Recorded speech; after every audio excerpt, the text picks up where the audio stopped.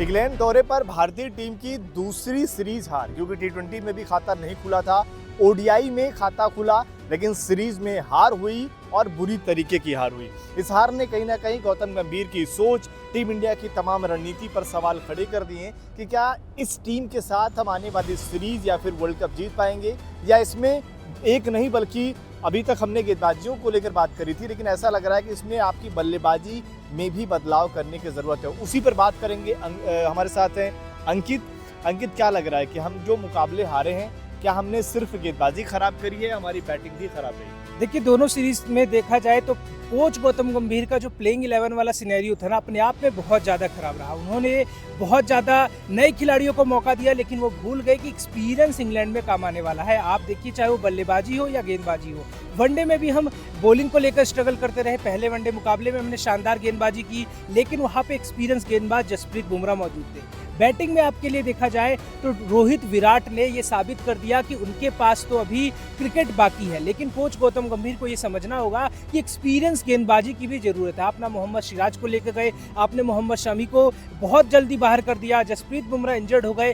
आपके पास अब ऑप्शन क्या बचा? आपने अर्शदीप सिंह को ट्राई कर लिया, प्रसिद्ध कृष्णा है, गुरनूर बरार और अब प्रिंस यादव। ये ऐसे गेंदबाज नहीं है जिन्होंने इंग्लैंड की सीरीज पहले खेली हुई है, इंग्लैंड की सरजमी पर खेली हुई है। वहां पे इंग्लैंड की टीम पूरी तरीके से अपने एक्सपीरियंस प्लेयरों के साथ थी। तो कोच गौतम गंभीर को ये समझना पड़ेगा, एज फैक्टर अलग चीज है। जबकि ये भी अगर आप देखोगे तो इंग्लैंड की टीम इतनी भी कोई बहुत जबरदस्त फॉर्म में नहीं थी कि ओडीआई में दुनिया सबको हराते हुए चले आ रहे हैं। वो भी कहीं ना कहीं अभी वर्ल्ड कप के लिहाज से अगर आप देखो, अपने सही कॉम्बिनेशन को तलाश रहे हैं कि जैकब बेथल को ओपनिंग करवा रहे हैं ओडीआई में। 8वें नंबर पे इंग्लैंड की ओडीआई रैंकिंग है। आप सोच सकते हो, 8वें नंबर की टीम आपको ऐसे धूल चटा रही है, 380 रन से ऊपर बना दिए।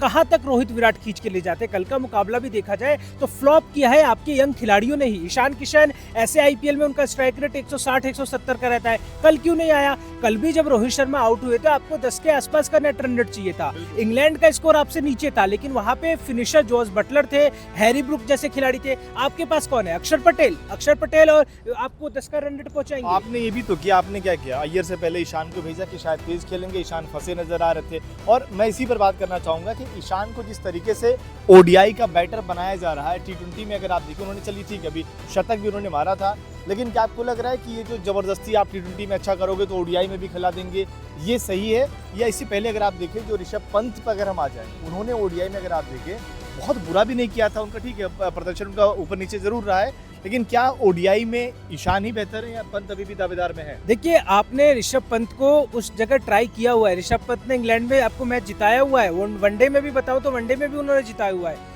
आपको एक ऐसा प्लेयर चाहिए जो उस पोजीशन पे अच्छा हिट करे। आपको हार्दिक पांड्या का रिप्लेसमेंट भी चाहिए। अगर हार्दिक पांड्या नहीं है तो आपके पास तो कोई ऑलराउंडर ही नहीं बचता। शिवम दुबे का जो फॉर्म होता है वो उतार चढ़ाव वाला रहता है। शिवम दुबे को फ्लैट पिचेस पे ही बैटिंग करवा सकते हो। आपके पास एज ए फिनिशर कौन है? रिंकू सिंह को आप तैयार नहीं कर रहे हो। आपको लाइमलाइट वाले प्लेयर चाहिए। आप हमेशा उन प्लेयरों को प्रेफरेंस देते हो जो या तो दिल्ली के हो या आईपीएल में बहुत अच्छा करके आए। एक चीज और अगर आप देखो कि हमारे पास जो टी20 में दिक्कत आ रही है कि आप नंबर 3 वाले प्लेयर से ही फिनिशिंग भी करवाते हैं। केएल राहुल को आपने क्या किया, 1 से 3 से लेकर आप 6 पर लेकर चले गए हो। इसके अलावा अगर आप देखें, अय्यर 5 पर कल खेल रहे हैं, बीच में अगर आप देखें ईशान खेल रहे हैं, जबकि ये अय्यर, ईशान, ये राहुल, ये सभी नंबर 3 से लेकर टॉप ऑर्डर के बल्लेबाज हैं। और वही चीज़ हमने टी20 में भी देखा। तो ऐसा तो नहीं कि हम जो एक खास रोल होता है कि भाई जो फिनिशर की आपने बात करी कि रिंकू सिंह होते तो शायद वो भी ज़्यादा बेहतर है, हार्दिक का आप रिप्लेसमेंट ढूंढ ही नहीं पा रहे हो। इस पर कैसे हम 2027 के वर्ल्ड कप से पहले काम कर पाएंगे? देखिए, अगर कोच गौतम गंभीर अपने इस प्लान से नहीं हटे ना कि जो खिलाड़ी जब चाहे जिस पोजीशन पे आ जाए, ये अप्रोच बहुत गलत है। अगर मेरा रोल अगर बैटिंग नंबर 3 का करने का, नई बॉल फेस करने का है, तो नई बॉल फेस करने वाले प्लेयर अगर अचानक से उसको बोला जाए कि जाओ तुम सीधे 2 बॉलों में 12 या 3 बॉलों में 2 चौके ही मार के आ जाओ, उसको टाइम लगेगा भाई। वो नई बॉल को थोड़ा रोक के टाइम लेता है, फिर जाके हार्ड हिटिंग पे आता है। अगर हार्दिक पांड्या को ओपनिंग करा दिया जाए तो हार्दिक पांड्या कितने भी तेज हो, वो नई बॉल को नहीं फेस कर पाएंगे। ये हमारी टीम इंडिया में नहीं चल रहा है। ऐसा नहीं ना कि विल जैक्स को टाइम नहीं दिया, विल जैक्स को टाइम दिया, उसके बाद विल जैक्स फिनिशर बने हैं। ये नहीं कि आज 3 पे खिलाया, कल 4 पे खिलाया और आपको कल नंबर 6 पे उतार दिया। ये टीम इंडिया में हो रहा है। वॉशिंगटन कभी ऊपर आ जाते हैं, कभी अक्षर आ जाते हैं, कभी केएल राहुल आ जाते हैं। तो ऐसे में प्लेयर खुद ही गड़बड़ हो जाएगा ना कि मेरा माइंडसेट है क्या। वरना ये मुकाबला जो था, आखिरी ओडीआई मुकाबला, इस सिचुएशन में थे, आप इस मुकाबले को जीत सकते थे। रोहित शर्मा ने वो प्लेटफॉर्म सेट किया था, शुभमन गिल ने वो प्लेटफॉर्म सेट कर दिया था कि आप वहाँ से मुकाबला ख़त्म करते। आपका कॉम्बिनेशन, आपकी टीम ऐसी रही कि आप उस मुकाबले को नहीं जीत पाए। मुझे लग रहा है कि शायद ठीक है, हो सकता है ज़्यादा भी हो जाए, लेकिन मुझे ऐसा लग रहा है कि अभी भी आप ऋषभ पंत को world cup, ODI world cup से अभी भी आप अगर आप देखिए, आप बाहर नहीं कर सकते, अभी भी वो रेस में बन सकते हैं। ऋषभ पंत के पास देखिए ऐसी जो क्रिकेट होती है जहां 8 ओवर में 80 बनाने हैं, आपको एक प्लेयर ऐसा चाहिए जो रिस्क वाला हो, रिस्क फैक्टर हो। कल भी आप देख सकते हैं लेफ्ट आर्म स्पिनर के सामने, जैकब बेथेल के सामने ईशान किशन के बड़े शॉट आ ही नहीं रहे थे।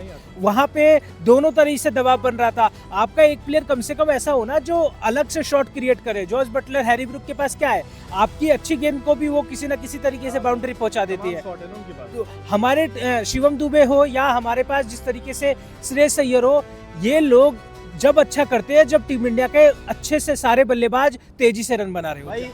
ठीक है, मुश्किल सिचुएशन में अय्यर के रन आ जाते हैं, लेकिन ये जो सिचुएशन था, यहाँ मुकाबला फिनिश करते हैं ना आप। हमारे साथ वही है जो अंकित कह रहे हैं कि आप हल्का सा मामला फंसा तो आप भी फंस गए।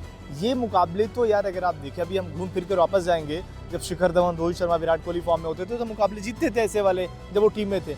अभी क्या दिक्कत आ गई आपके ओडीआई टीम में कि आपके टॉप ऑर्डर अगर मैच खत्म कर दें तो आप जीतोगे, वरना आपका जो मिडिल ऑर्डर है वो इस तरीके से ऐसा लगता है कि इस टीम में फिनिशर ही नहीं है। फिनिशर तभी आएगा जब शायद हार्दिक पांड्या आएंगे। हार्दिक पांड्या अगर फिट नहीं है, नीतीश कुमार रेड्डी भी फिट नहीं है, अगर वो फिट होंगे क्या वो कारनामा कर पाएंगे? तो बहुत सारे सवाल है गौतम गंभीर के सामने। अगर बल्लेबाजी का जवाब मिल भी जाएगा तो गेंदबाजी में आप ये गुरनूर, प्रिंस यादव, इसके अलावा अर्शदीप को लेकर आप वर्ल्ड कप कैसे जीत पाओगे भाई? आपने सीरीज किससे खेली? आपने अफगानिस्तान से सीरीज खेली और उस सीरीज के बेसिस पे जज कर लिया कि गुरनूर बरार इंग्लैंड में अच्छा कर देंगे, प्रिंस यादव इंग्लैंड में अच्छा कर देंगे। आपके मैच विनर जो होते हैं ना, वो हर मैच में इतना रन नहीं लुटवा देते। 10 ओवर में 97 रन बड़ी बात होती है। मैं कह रहा हूँ कोई खिलाड़ी बहुत बुरा करता है तब भी अपने जीवन में जाकर कभी लास्ट सीरीज में या कभी 97 खा जाता है। भुवनेश्वर कुमार ने डेब्यू किया था तो आतंक मचा दिया था अपनी गेंदबाजी से। हम सभी देखकर बोल रहे थे भाई ये कैसा गेंदबाज आ गया। शमी का भी अगर आप देखेंगे शुरुआत से शमी जबरदस्त गेंदबाजी करते आए। गुरनूर ने पहले मुकाबले में अच्छी बॉलिंग करी, लेकिन ये जरूर कंसर्न रहा कि यार हाइट है, पटकी बॉल डालेंगे, पर उसके अलावा बहुत ज़्यादा ऐसा कुछ नहीं दिख गया कि ये खिलाड़ी आएगा विकेट निकाल के लेके चला जाएगा। एग्रेशन ठीक है, पर यार इस तरीके से गेंदबाजी से आप इसे खाओगे 70। देखो आपको एक चीज समझनी पड़ेगी, आप जो पेस से ना केवल एशियन बल्लेबाजों को डरा सकते हो। फॉरेन प्लेयर जो है ना, इंग्लैंड के बल्लेबाज, ऑस्ट्रेलिया के बल्लेबाज, वो तेज गति से नहीं डरते। उनके लिए चाहिए स्विंग चाहिए। भले आपके पास 123 की पेस हो, लेकिन वो स्विंग से बीट होते हैं। उनको आप कितना भी तेज दे लो, उतनी तेजी से वो बाउंड्री के पार पहुंचाएंगे। आपका जो वर्ल्ड कप होने वाला है वो साउथ अफ्रीका में होगा। वहां पे आपको बाउंस मिलेगी तो साउथ अफ्रीका के बल्लेबाज भी बाउंस खेलते हैं, ऑस्ट्रेलिया के बल्लेबाज भी खेलते हैं। दिक्कत हमारे भारतीय बल्लेबाजों को आती है। तो आपके पास एक बॉलर तो ऐसा होना चाहिए ना जिसके पास स्विंग हो। जसप्रीत बुमराह के अलावा आप देखिए उनका साथ देने वाला कौन है गेंदबाज? प्रसिद्ध कृष्णा, वो उनका 10 दिन में 1 दिन आता है। प्रसिद्ध कृष्णा खुश होते हैं तब वो जाके एक आध विकेट निकाल पाते हैं। उनके भरोसे अगर आप जाओगे टीम पे, अर्शदीप सिंह T20 के 4 ओवर में वो ले भटक जाते हैं, वहां तो 10 ओवर डालने पड़ेंगे।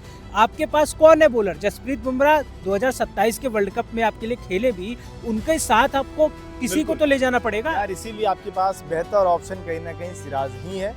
सिराज को आप खिला नहीं रहे, और मुझे लग रहा है कि अभी भी थोड़ा सा अगर आप देखें ईगो हो गया या जो भी अपना फैसला है, गंभीर को देखना चाहिए कि भाई शमी को अगर आपके जो सिलेक्शन कमेटी की तरफ से बयान आ गया कि उनकी उम्र हो गई है, अगर उस ईगो से थोड़ा नीचे आए तो ऐसा है कि आप शमी को भी एक आध ओडीआई, आप गुरनूर को मौका दे रहे हो, प्रिंस यादव को मौका दे रहे हो, शमी में ऐसी क्या दिक्कत आ गई कि उनको आप एक आध ओडीआई के लिए मौका देकर ट्राई तो कर सकते हो। क्योंकि अभी क्या है, आपसे जब पूछा जाता है तो यही जवाब मिलता है ना कि यार हम ओडीआई वर्ल्ड कप के लिए भी टीम बना रहे हैं, तो उनको भी एक बार ट्राई कर लो। और मुझे पूरा भरोसा है कि अगर वो इंग्लैंड सीरीज में होते, शमी होते, या फिर अगर आप देखें कोई भी इस तरह सिराज भी होते, इतना बुरा नतीजा नहीं आता। देखिए आपके लिए मिसेल स्टार को पैट कमिंस जो है वो ऑस्ट्रेलिया के लिए खेलते हुए दिखेंगे ना।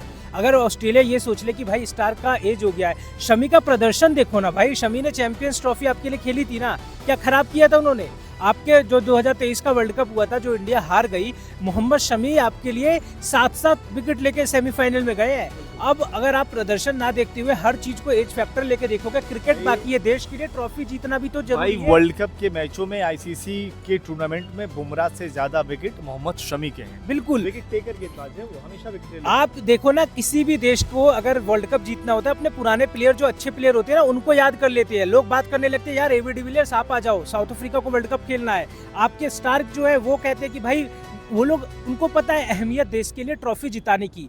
आप ये नहीं कहोगे एज हो गई है भाई बाहर चले जाओ। आपके यंग खिलाड़ी अगर अच्छा कर रहे हैं तो मौका दो ना। आपके पास है बॉलर कोई, कल ही आपको दिख गया ना कि आपके पास किस तरह के बॉलर हैं। भाई कल के मुकाबले में हम लोग देख रहे थे, हमें लगा कि यार इंडिया ने कमबैक कर लिया है, बहुत ज़्यादा पिट जाएंगे तो 350 तक जाएंगे। इतना ऐसा लग रहा था कि थोड़ा और पिट जाते तो 400 बना देते। इंग्लैंड की टीम में एक ही क्लास प्लेयर था जो रूट, आप तीनों मैच में उसको ढंग से नहीं आउट कर पाए। ये आपके क्लास दिखाता है ना, वही बताता है ना क्लास आपको, दिखाता है कि आप रूट को आउट ही नहीं कर पाए तो शर्म आनी चाहिए यार। फिर तो वही चीज है ना आप कि वो खिलाड़ी जो अपने रिटायरमेंट की एज में पहुंच गया है, जो कभी भी रिटायरमेंट ले सकता है। और उन ऐसे प्लेयर आपको मिलेंगे। अभी तो आपने इंग्लैंड के खिलाफ खेला है, ऑस्ट्रेलिया के खिलाफ आपको मिलेंगे, आपको साउथ अफ्रीका से खेलना है, और आपके लिए इसलिए परिस्थितियां बदल जाएंगी ना कि एशियन पिचेस नहीं है कि जो आप कहते हो ना कि एशिया के पिच पे आप स्पिन से फायदा उठा लेते हो। अगर वहां पे भी अगर आपके पास एक मिस्ट्री स्पिनर नहीं हुआ ना, आप साउथ अफ्रीका में भी हारोगे, वहाँ रन भी इतने नहीं बनेंगे। बिल्कुल, तो वही सवाल है कि आखिर क्या ऐसा प्लान होगा गौतम गंभीर का जो वो बदलेंगे 2027 का वर्ल्ड कप जीतने के लिए। आपको क्या लगता है कि टीम में क्या कुछ बदलाव करने की ज़रूरत है? क्या शमी और सिराज को अभी भी कमबैक कराने की ज़रूरत है?